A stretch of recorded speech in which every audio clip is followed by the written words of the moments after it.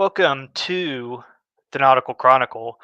I'm joined here with Mr. Paul Fahrenheit, speaker for the newest 2025 Old Glory Club conference in was it in exactly a week and a day or something like that.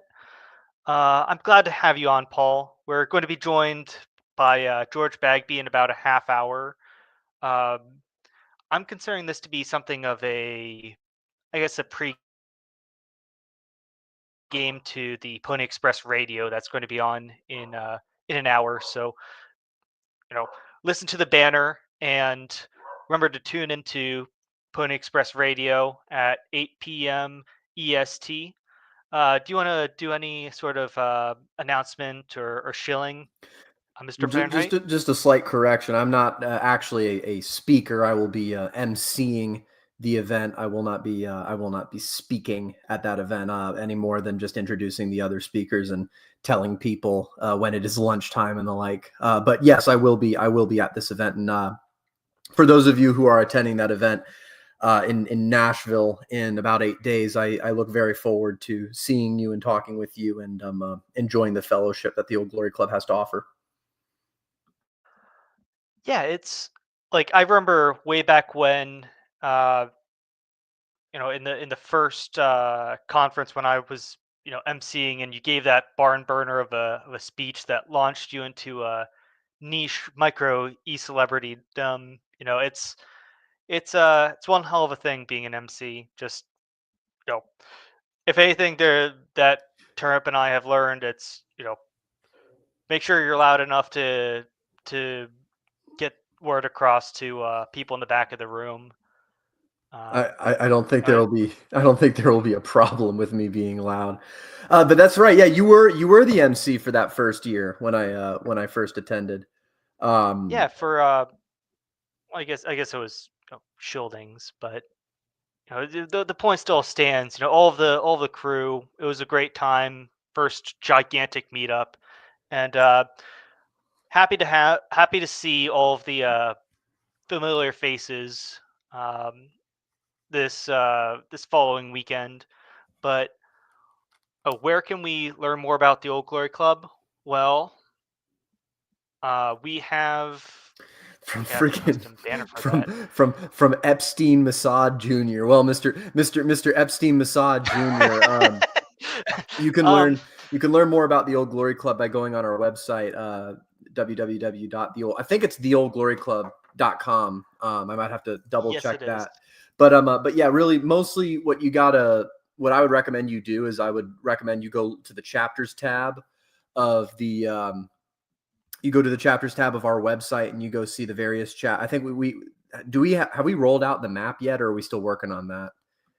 I think I think we We do have the map. Okay. Yeah. So there's a map and it'll tell you chapters in your respective areas. But I would just check and scroll down that chapter list to see if there's a chapter near you. And I would get involved in that chapter. We've got chapters in almost, I think, half the states in the country at this point, which is extremely impressive, I think, given how at the start of last year we had 3 chapters. And this year, as of time of recording, we have something north of 20. So, yeah, the Clossington's got it pulled up right here. Yeah. I have the banner below showing the URL for each of the Pennsylvania chapters that I'd like to shill every single week. But if you're in whatever state you're in, you know there's got well most of the bigger states have chapters in them already. Well, Melon, I'll tell But you, Melon just said in the chat, he said, apparently Pete is very popular in Pennsylvania. We keep getting his guys. Let me tell you something, Melon. that is true. We have gotten more people joining the Old Glory Club, not just in Pennsylvania, but nationwide, from Pete Quinones than I think all other sources combined. Like, it's kind of nuts. Yeah, like there's I think there are a few different waves, right, of people who joined the Old Glory Club Yeah. where uh there's the initial sort of event attendees wave that found Old Glory Club through through Distributist and through AA.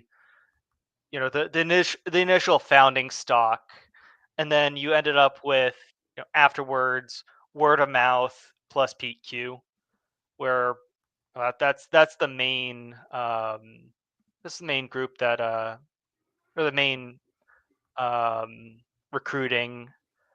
Um, I guess the main source of new recruits, I guess. Uh, but one of the reasons why I invited you on today, right? Not just to I guess promote the Old Glory Club conference. It's going to be a great time. Uh, is because in the meantime, while Mr. George Bagby is a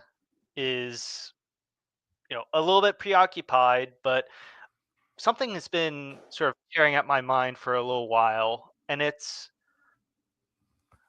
you know as a sort of Civil War naval aficionado. There are two different, I guess, there are two different fronts of the naval war or the naval front of the Civil War.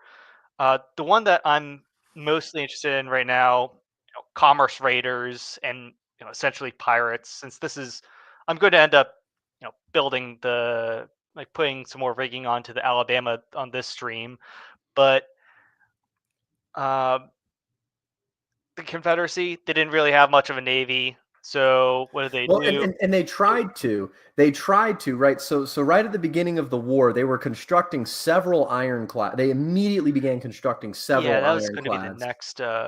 the next slide. Yeah. Sorry, I didn't But mean to jump ahead of your yeah, program. yeah, It's just the like problem was is that the Anaconda plan was so well executed, and frankly, I think, and really there was no excuse, because a lot of the Confederate commanders on the ground, especially at a place like Norfolk, if they had just if they had just put up a bit more of a front of resistance, it's certain that the Confederates could not have held on to all of their ports. But somewhere like Norfolk, they probably could have held on to, given the concentration of troops they had nearby. Now it's difficult to withstand concentrated naval gunfire. But yes, no, the Confederates had several iron. Everyone knows the Virginia. That's the one that they managed to get finished. But there were several other ones under construction in places like New what Orleans and up the Mississippi River and elsewhere. well, I believe the Virginia was the second. The first was it the oh shoot. You know more about the Navy stuff than I do. It's I'm an Army it's man. uh it's the ugly one that looked like a cigar. Oh yeah, it was the CSS Manassas. Um Manassas. Yeah, it basically looked like a floating cigar stuck out of the water, or like a beached whale. Uh, but we had our pirate ships, the Alabama. I'm trying to rig the Alabama right now, but in while the Union blockaded the Confederacy, they came up with all sorts of innovative schemes to build either ironclads or cottonclads or submarines, like the CSS Hunley. Uh, but I believe like the Albemarle was put together kind of shoddily in like the middle of a cornfield in North Carolina, something like that. Yeah. Um, but like one of the reasons why I brought you on in particular is because it kind of piqued my interest. Like being like a logistics guy, Virginia, right, Yeah. right next to DC. Hmm. Kind of inconvenient when you know the brunt of the Civil War is right on your. Piqued my interest was the fact that Richmond, Virginia. Do you recall what the ironworks is called? Yeah, Tredegar. Um, Tredegar Ironworks is Tredegar. yeah, it was when it opened in, I think I don't for whatever reason, I believe it opened in 1860. That's when it opened. But when it opened, it was, I think, the largest metal casting plant in the entire United States, not just in the South. Like uh, I bring this up because the CSS Alabama's like cannons actually came from that, you know, or not the Alabama's. Raphael Semmes, the captain of the Alabama, he ordered cannons from that yard, and the fact that it was just so overwhelmed with orders, he had to actually oversee, the shipping of it Yeah. and the logistics of, transporting cannons from Virginia all the way down to New Orleans himself, Hmm. because it's wartime and it's it's it's hectic Yeah, and and matter of fact, like that yeah, opens up a technological problem that the Confederates had to deal with. A problem that the Confederates, particularly due to their rail networks, that they had to deal with is they had different gauge rails. So yeah, that different states had different regulations as to, and I don't know the specific gauges for each state, but I know that they had different gauge rails. So and moving something from Richmond to New Orleans. Is basically moving something across a continent. It's like moving something from Lisbon to Warsaw. It's a very long distance. And the fact that and the Confederates did have the rail infrastructure to do it. The problem is that was drastically interrupted by the fact that every time you would cross a state line or even sometimes county lines, the gauge of rail would change, which means that you would have to secure yeah, a new engine to keep it going. You had to like piece this together. And railroads at this they were not really centrally planned. Railroads were built in a very capitalistic fashion. They were built in a very decentralized kind of haphazard here and there fashion. So that was another issue. yeah. Like right now, you have like this sort of standard gauge, which is, uh, if you're on like a railway, you have two rails. The spacing between the rails is called the gauge. Right now, the standard gauge is 5 feet 4.5 inches. But back then, like you said, sometimes it was 4 foot five, sometimes it was 10 feet wide, and the trains were not, compatible with each other. Um, and it's one hell of a thing to like actually manage logistics between the two, between state to state. And I was kind of curious though. Like I asked Christopher Sandbatch on Twitter, you know, uh, did the CSA have any other major ironworks outside of Richmond? He was like, no, that was pretty much it. No, But I not do remember like so. was it either Birmingham or something was So built as an ironwork I city? don't I don't know Hmm. if I don't know much about the Birmingham Ironworks. I do know that Tredegar wasn't. The problem is that Richmond not only had Tredegar, which was number one, it had the nearby what was called the Bologna Arsenal, which is number two. Right, the Bologna Arsenal was a federal arsenal that was opened up in the pre-war years, and it also did what Tredegar did was arsenals made weapons, bullets, cannons, etc. And so the Bologna Arsenal was on the south side of the James River, and it was right next to it. It was actually burned in 1864. I forget who led the raid. I don't know. I forget who led the raid across. It was a very infamous raid though. So the problem was is that not only it was very heavily concentrated in Richmond. Richmond had the number one biggest and the number two biggest in the downtown where Tredegar was, and then just outside the city with the Bologna Arsenal.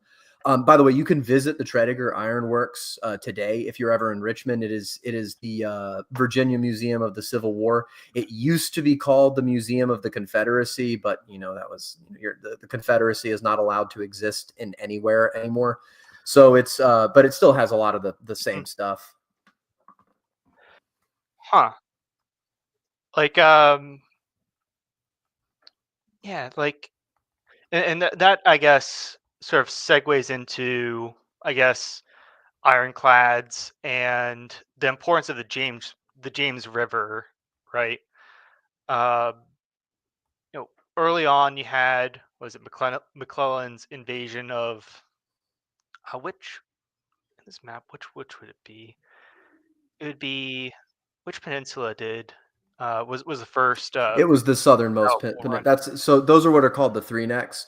Mhm, The northernmost one, that's called the northern neck. That's where Robert E. Lee was born. Actually, was on the northern neck, mhm, closer to the where right outside of a town called Montross. I don't know if it's on the map. The middle neck is kind of the forgotten. It's one of the most forgotten oh, places there it on is. Earth. Yeah, the middle neck is one of the most forgotten places on Earth. It's one of the least densely populated. Matthews, which is right at the edge, is a living What has West community. Point? Yeah, well, yeah, I so that's so West Point is actually the one. West Point's very near and dear to my heart because a bank I used to work at is Mhm, headquartered there. But it's also its only claim to fame is that it's where Chesty Puller was born. He was born in West Point. Um, but the southern neck, right? That's the huh. one where all the magic happens because that's where Williamsburg is. That's where Jamestown was on that southernmost neck, and that's where George McClellan landed his troops during the 1862 what was called the Peninsular Campaign.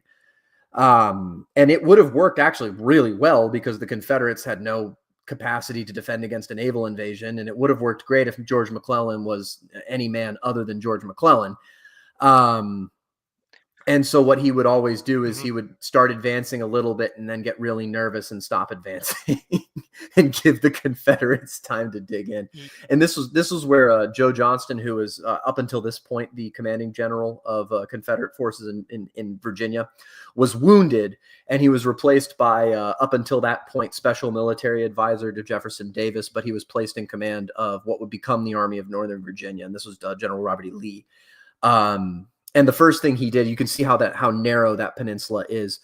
The first thing he had his Confederate soldiers do is just start digging. This is kind of forgotten, but they really hated Lee when he first came. They called him the old granny or the king of mm, spades because he was an engineer by training, and he understood that the only way that his troops were going to have any sort of ability to move past their numbers, it would be through entrenchments and fortifications. And even then, that might not have been enough if McClellan mustered up enough force. But unfortunately, McClellan bottlenecked himself, and then he started retreating, and the Battle of Malvern Hill was fought as they were retreating, which was a great Confederate victory. And anyway, but yes, but the problem that the Confederates always had to deal with is, as you said, they had no real naval capacity. With the exception of the Virginia aside, they had no real naval capacity for most of the war. And when you don't have naval capacity, you're forced to fight a land war. And if you're forced to fight a land war, the only real naval force that you can employ well, is good. like early on in the Civil War, the CSA took over Norfolk, which has the famous, I forget what it was called at the time, but it was the main U.S. It was the main U.S. shipyard where I think it was like 11 U.S. warships, tried to the U.S. Navy tried to scuttle their ships before the CSA took Norfolk. Um, but the USS Merrimack was only burned up to the waterline Yeah, and only somewhat flooded, so it was repurposed into the CSS Virginia, and the blockade was right out here in the bay.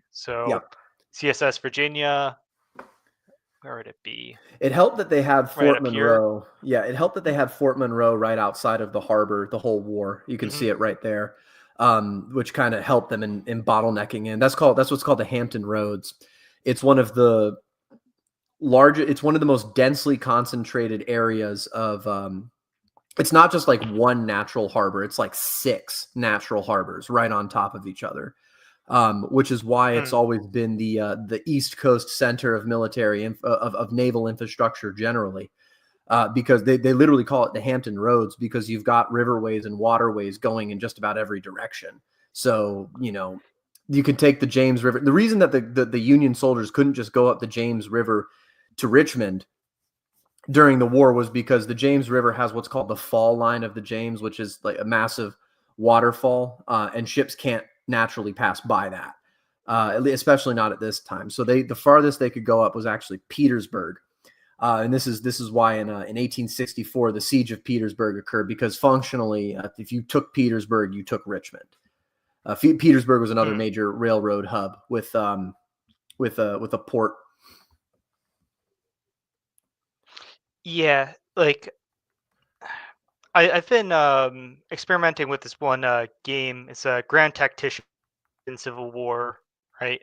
It's sort of like a Total War esque game, except for the Civil War. And just about every single time that you war game this out, um, there's almost always a battle at the railway hubs, and every single game I've experienced maybe like 3 battles of Winchester, because that's just Yeah. it just seems like that's where everything ends up happening. Just on the map, Winchester is Winchester's right at somewhere the so you in see Northern right there. Virginia. Yeah, you see Loudoun County Uh, right there. Go across the mountains, and you'll find Winchester. It's a little bit to the south though. It so yeah, it's yeah, you're in the right. You're looking in the right spot. uh, Yeah, it's right there. I see it. yeah, it's right here. Yeah, just south of Harper's Ferry. So There the are like reason, so many battles that just end up being here, almost like a law of nature or whatever the yeah. AI is programmed. So and that's the what Hmm. is it? Winchester is the gateway of the Shenandoah Valley. It's where it opens. It's the northernmost city in the Yeah, Shenandoah Valley, unless you count the West Virginia counties, or what would become the West Virginia counties. But the Shenandoah Valley, it's the Virginia section of what is called the much larger Great Valley, which starts up in Harrisburg, Pennsylvania, and rolls all the way down I think it might through. be cutting out a little bit. Sorry, can you hear me? We good? Can you hear me, Claus? Yeah, I was just having a little bit of a connectivity issue. Gotcha. Yeah, I O- think we're good. Okay. Yeah. So Yep, I think we're the good now. geography naturally favors um, the geography naturally favors movement in one direction or another direction, up or down the valley. And so the Confederates very much used this to their advantage throughout the war, because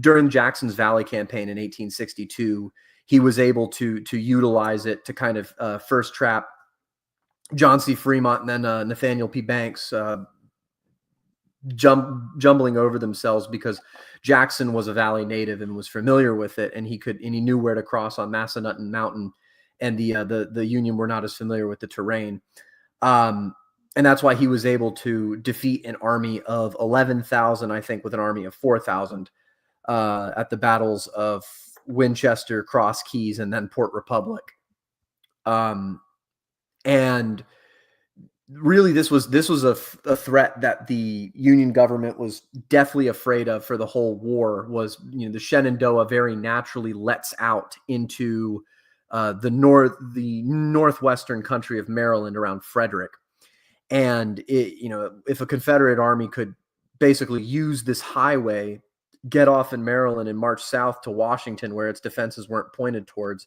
as opposed to across the Potomac River, it would be very difficult to hold Washington. This was also used by Lee's advantage during the Gettysburg, and previously during the Sharpsburg campaign. Speaking to Winchester specifically, I think there was something like 6 battles of Winchester during the war for this exact reason.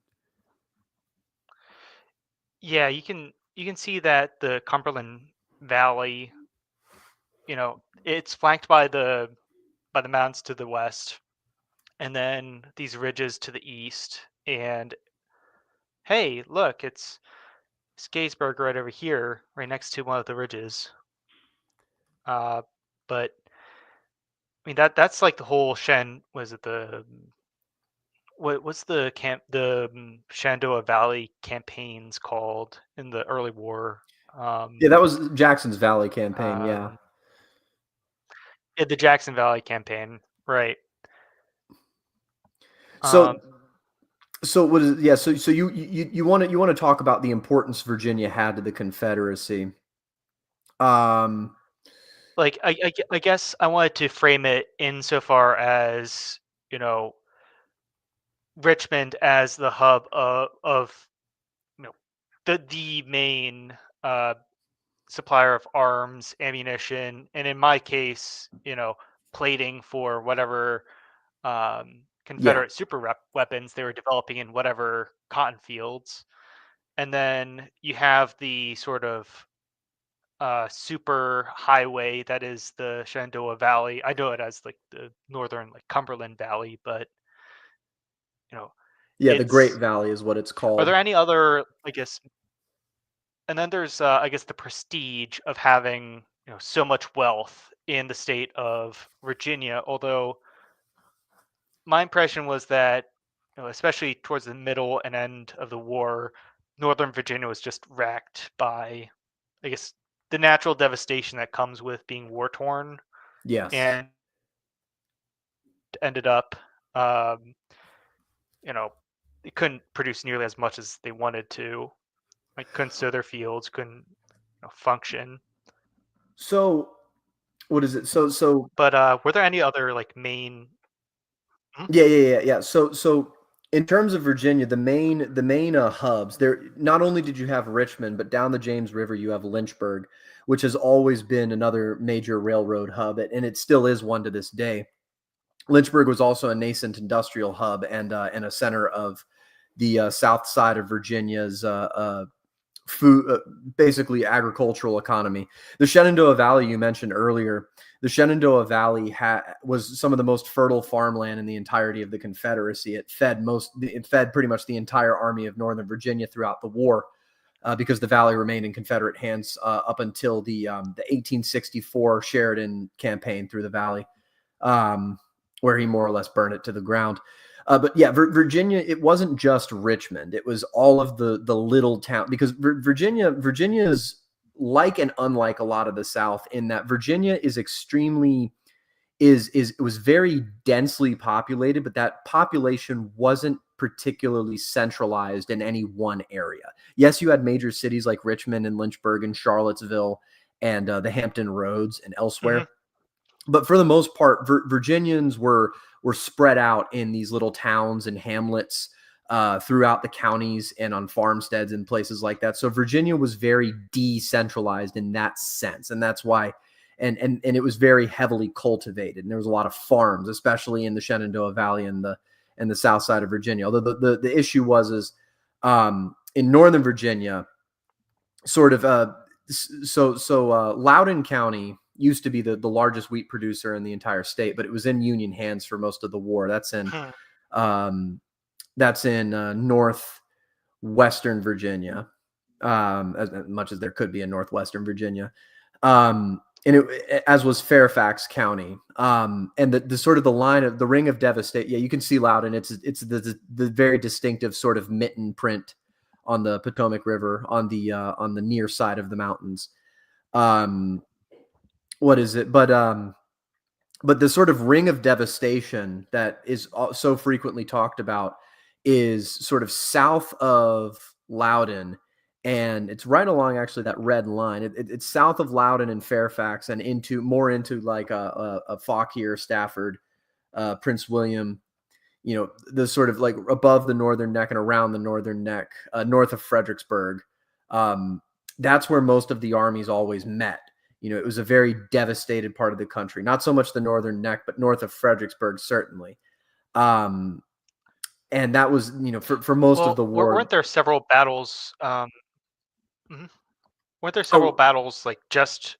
I remember Battle of the Wilderness trying to keep various armies boxed into or around Fredericksburg yes. because that's one of the last great like bastions before going south to Richmond, right? Yeah. So really, Spotsylvania. the reason, right? So the reason the Confederates were able to hold Virginia for so long against a numerically superior Union force is simply because the combat, Hearts of Iron 4 players rejoice. The combat width was not very wide. The Confederates were able to force the Army of the Potomac to function in a very small area, basically to the front of Washington. And they couldn't really cross the Blue Ridge because, the one time they tried that, Stonewall Jackson won, with like a 3-1 odds. And so every time the Union Army would try something, Lee, who knew the terrain better, who had better support of the locals, could basically bottleneck them, whether it was the case in Fredericksburg against Burnside or in the Wilderness against Hooker. It's a lot. Look, if you're a numerically inferior force, more often than not, you're going to lose. Mm-hmm. And so the way that you win as a numerically inferior force is by exploiting what is called the interior lines. So what are interior lines? Basically, it is, you may have a total of 30,000 and he may have a total of 70,000. But if his 70,000 is broken into 3 wings of, say, 23,000 each, your 30,000 can probably beat one of those 23,000. So what, you win in the battle of interior lines by exploiting the fact that your opponent has split his forces into 3, rapidly take on and defeat one, and then work your way through the others, hoping that, they aren't able to consolidate and amass their superior numbers. Or if you only have like so wide of a battle space, you can only employ so many of your soldiers in that wide of a battle space. And so the Confederates, were able to keep, I keep saying the word bottleneck, they were able to keep the Union Army bottlenecked, and inflict massive casualties despite having numerical inferiorities. And so that's part of the, Virginia was one of the most industrialized states in the South, and really in the whole country before the war. It had more of a trading relationship with the northern colonies, with the northern states, than it did with the southern states. And most of its trade relationship with the southern states were actually, funnily enough, exporting slaves to the deep South cotton states, because Virginia had an excess of slaves and not enough plantation agriculture to use them on. Unlike a lot of other southern states, Virginia did not have a very heavy plantation culture outside of the Tidewater, outside of those 3 necks. Virginia mostly had a yeoman farming culture in the Piedmont, and most of Virginia's main farming was also the fact that in the Tidewater, because of, at this point, centuries of tobacco cultivation utterly obliterated the soil in the Tidewater. And Edmund Ruffin, who's, remembered as one of the most burning fire eaters of all time, Edmund Ruffin invented the concept of soil conservation and fertilizer and science. And he was one of the best agricultural minds the United States had before the war.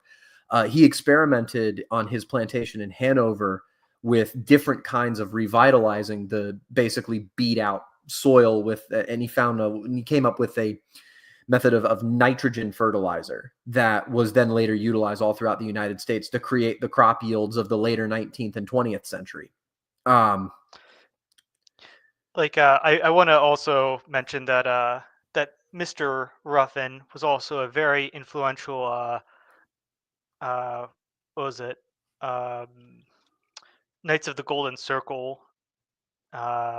I forget which rank he held, but he was one of the sort of movers and shakers within the organization. And one of his letters leaked, and unfortunately gave away a lot of the game. Yeah. But yeah, just keep going. Just a little aside. Sure. Yeah. I'm just. Mhm. So what is it? So Virginia, because of all of this, right? Virginia had a lot closer of a political economy to, say, a New York or a Pennsylvania. It was of similar comparable size. It had not exactly the same population, but it didn't have slavery outside of the Tidewater, wasn't as widespread and wasn't as I'm not saying that no one owned slaves outside the Tidewater. That was not true, but the political economy mostly relied on smaller to medium-sized farms that created stuff for local and regional consumption rather than for global export. If you go down even to the Carolinas or to Georgia or to the Deep South in Alabama and Mississippi, it was not the case. Most agriculture down there that wasn't subsistence farming was there were basically the divide was a lot starker down there. There were a lot more haves and have-nots. You had these like latifundia type mega plantations that did nothing but grow cotton industrially for global export and for domestic consumption in New England cotton mills. It wasn't just cotton. They grew other things, not so much tobacco. But one of the key markers of the 19th century, though, was cotton became increasingly more of a monoculture, of a sole crop at the expense of all other crops, particularly in the Deep South. The Deep South and the Carolina colonies used to grow rice and indigo and other things on their plantations, but it fell out of favor because cotton was what made the most money. You can't really grow tobacco in the Deep South. Tobacco is a very finicky crop, and tobacco was very much, it was still grown, but it was a has-been crop at this point. Yeah, The southernmost you can like go ahead. like Washington himself, he grew wheat, if Yes. I remember correctly, mostly. And tobacco, it's it's complicated. Like tobacco has a very, very long and illustrious history in Virginia, Hmm. but just the fact that it was the first great cash crop that the Jamestown colony developed. But by the sort of mid to late 1700s, it was more it was unprofitable at you know to mass produce in bulk, but people still grew it anyways, more of as a prestige item. And what do you got to do with grandpa's curing uh, old curing barn? Yeah. You have to keep using it. Like the infrastructure is already there, even though you do take a minor hit. It's just a prestige thing. Yeah, and that was a big part of it. Tobacco, really, like this is the case of all single commodity export economies. Tobacco very much outgrew what was wise and reasonable to have growing it. I wrote an article about Bacon's Rebellion, which was very heavily tied into Virginia as a Virginia was basically in the 1600s. Virginia was, I call it a narco state because that's basically what it was. It existed to cultivate this high grade narcotic that everyone in Europe was using and wanted more of. Right. But I wrote it for the OGC Substack. I think it's called Bacon's Rebellion: 3 Lessons in Politics. It's one of the pieces I'm prouder of. But yeah, by this time, tobacco had kind of fallen out of favor, and Virginia had diversified. The furthest south you can grow tobacco in the United States, I think, is North Carolina. North Carolina is where the most I think more tobacco is grown in North Carolina than anywhere else now. You can also Yeah, grow some that in sounds about right. you can grow tobacco in, I think you can grow it in Kentucky and you can grow it in Tennessee. I think you can also grow it in Missouri and Arkansas, closer to the Mississippi. But tobacco it's a very finicky plant. It can grow. It needs a slightly humid climate, but not too humid. And one cold snap will kill it. Will kill a whole year's crop. So it needs to be in that like right on the cusp, like the cotton South. That's why it's called the cotton South, by the way. One of the distinctions between the upper South and the deep South is the cotton South versus the tobacco South. Um, but the was Like I've done a significant amount of research on, I guess, the viability of growing tobacco in various in various climates. Just as like a Pennsylvanian out here in Appalachia trying to grow tobacco, but you can actually grow tobacco pretty decently in Appalachia just because of certain sort of rainforest, high humidity microclimates. that have just the right amount of like humidity to make growing burley tobacco decent. It's like the same climate that like the Shenandoah Valley has.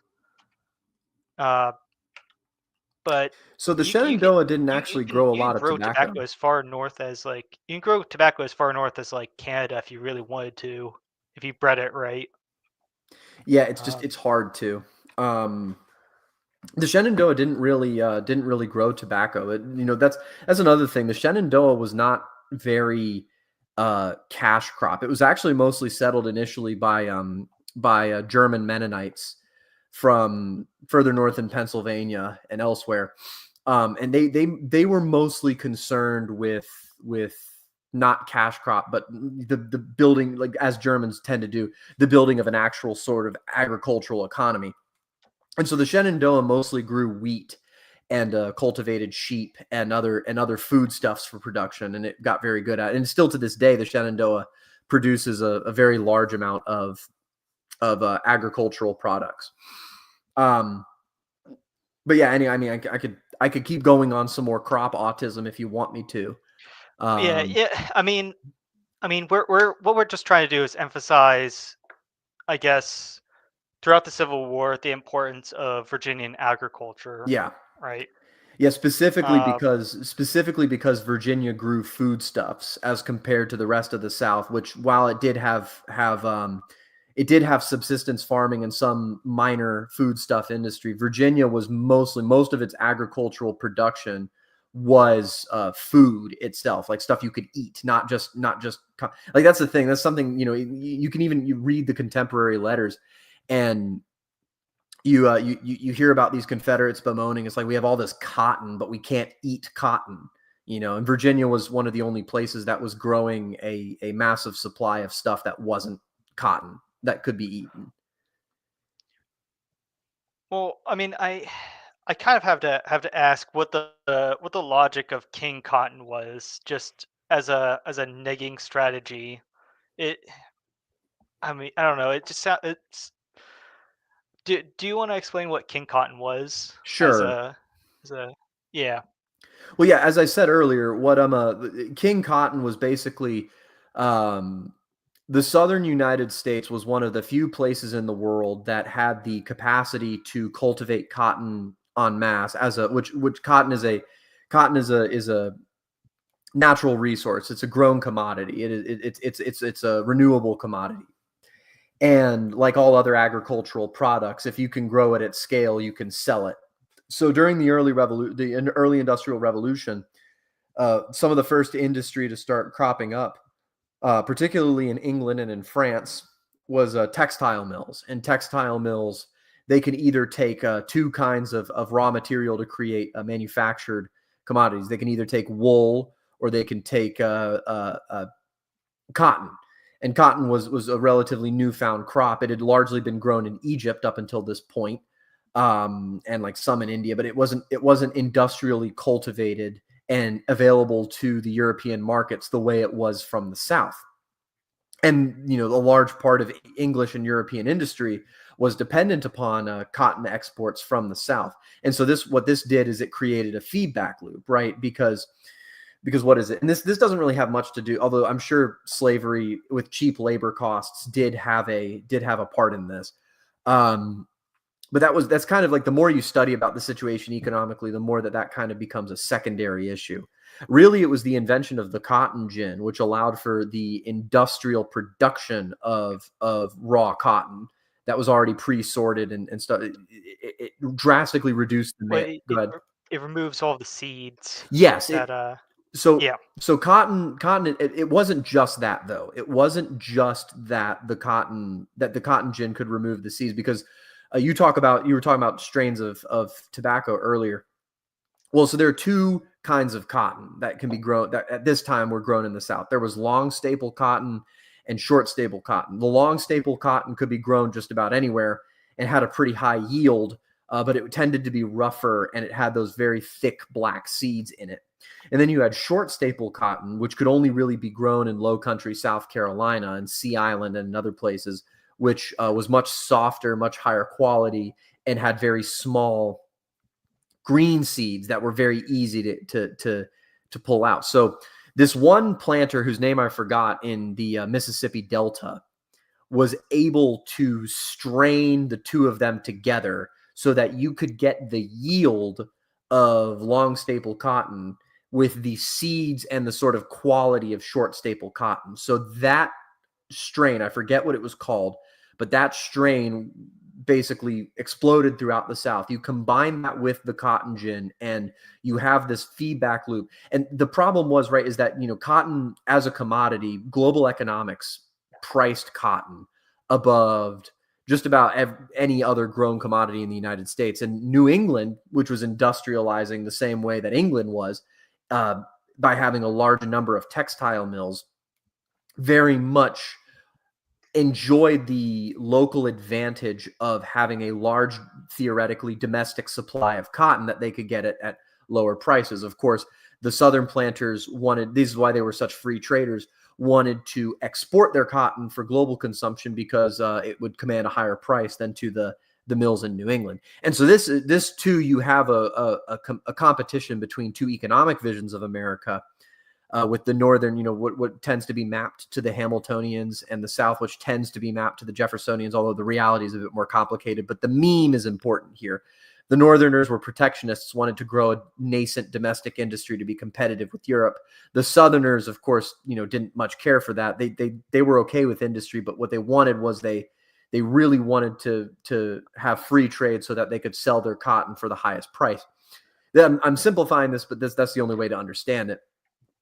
And so Right. what I King mean Cotton, go ahead. mhm.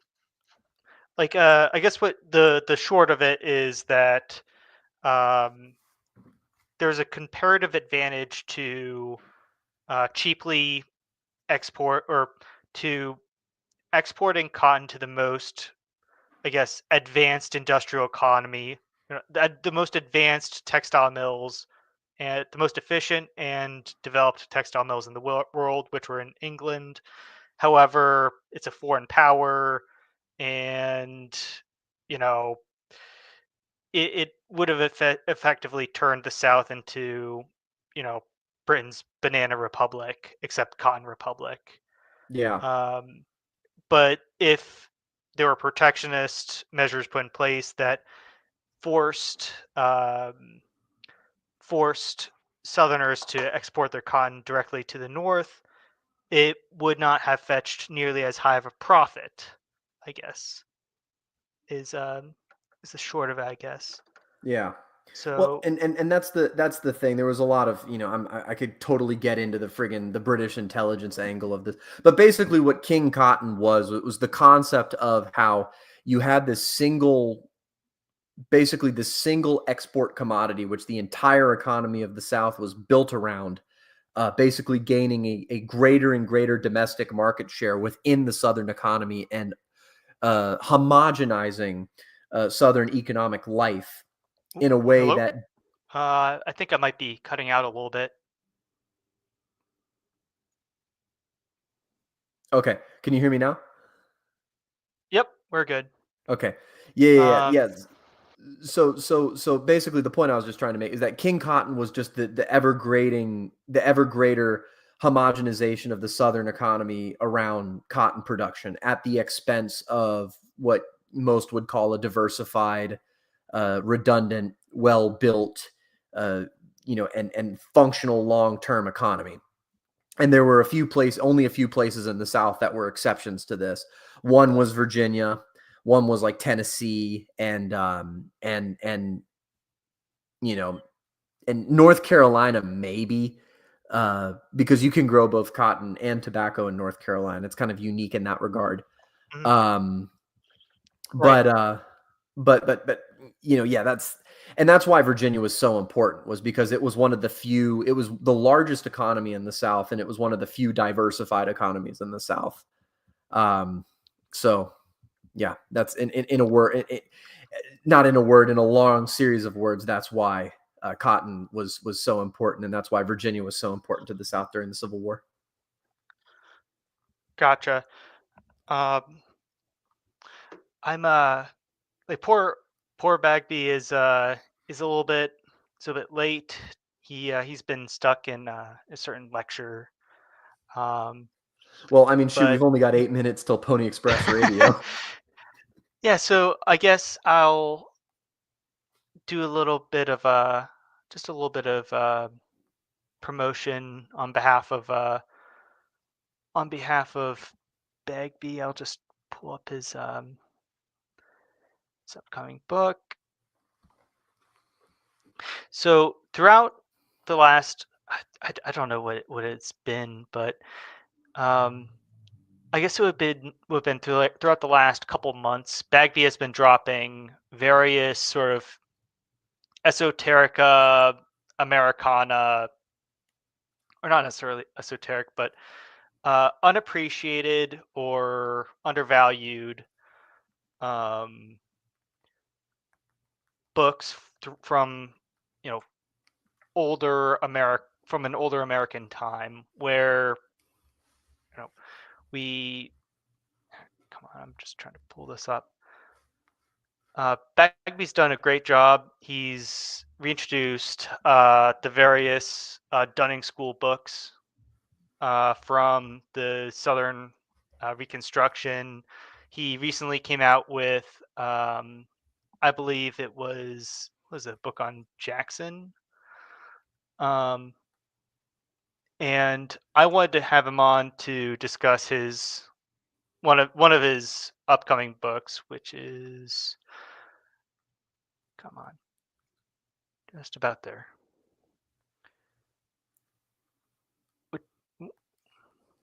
There we go. I'll just pull it up. Which is Memoirs of Service Afloat During the War Between the States by Admiral Raphael Semmes, who is the captain of the CSS Alabama that I have on right here. Uh, Semmes was the captain of the CSS Sumter, the very first ship to have actually flown the Confederate flag at sea. After the Sumter was kind of, chased into Gibraltar and blockaded, he had to kind of give it up and smuggle himself back into this to the.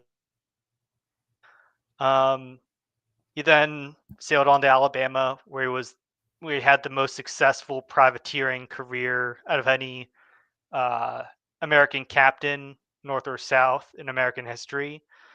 After the Alabama was lost in its battle with the USS Kearsarge, he took over the Virginia, uh, as the admiral of the Virginia James River Squadron, and he briefly became a brigadier. I believe it was a brigadier general uh, in the very last month of the Civil War.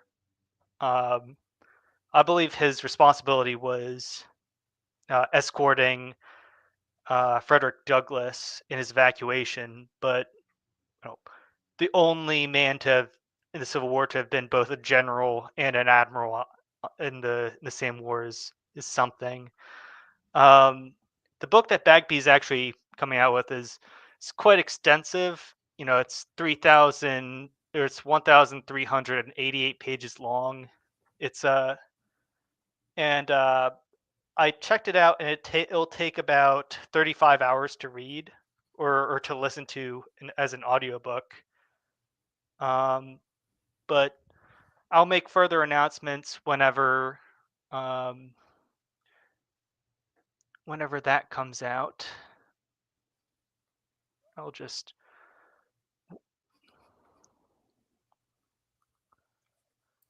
I also want to shill the Old Glory. Come on, just get the banner back up. I also want to shill Old Glory Club's Pony Express Radio live at 8 p.m. featuring In 3 minutes. who do we have on this week? We're hosting I mean, hold on. Uh, they're always like 10 minutes late, so we have a little bit of time. Sure. Um, we have what is it? We have Dark Enlightenment on. It's Raging Mandrill, Red Hawk, and Pete Q, if I remember correctly. Do you have anything that you want to promote? Hey, as soon as you're done here, as soon as we're done here, go on over to Pony Express Radio. That's what we're here to promote for. Other than that, support the Old Glory Club, support Closington's channel, support Mr. Bagby and his books if you can spare the time to purchase one. I know he could really use the help. So yeah, that's all I really wanted to say. Well, perfect. Well, I figure I'm just gonna do a little. Oh, yeah. Someone mentions in the chat. Dark Enlightenment is a guest friend of I guess he's been something of a friend to him on Telegram for a while. Outstanding comments. Is Grand Tactician Civil War by the guy who made Darth Mod? I'm not sure. What is it? Man, it's weird that every time Brit economic interests are at stake, a war kicks off that we're somehow involved in. Yeah, it's really funny how that works. And Tall Man Books, get some. Yep, I would definitely buy his Reconstruction era Dunning School books if you can. He's on Amazon. I believe I linked his Twitter page, but I'll also try and link his Amazon page as well. And I guess that's the show since Bagby wasn't able to make it with us Oh today. wow, Um, yeah. Well, we'll have him on next time. so true. Well, Well, thanks for having me on, Closington. I'm very get grateful. on over to Old Glory Club's. Yep. Yeah, it's a pleasure to have you on, especially you and your Virginia expertise. I'm trying to shill more Pennsylvania stuff, hence two different Pennsylvanian ships in the bottom. Probably in the next few episodes, I'll start to introduce you know the the the ship of the stream or the stream ship, where guests have to try and guess what the ship of the stream is.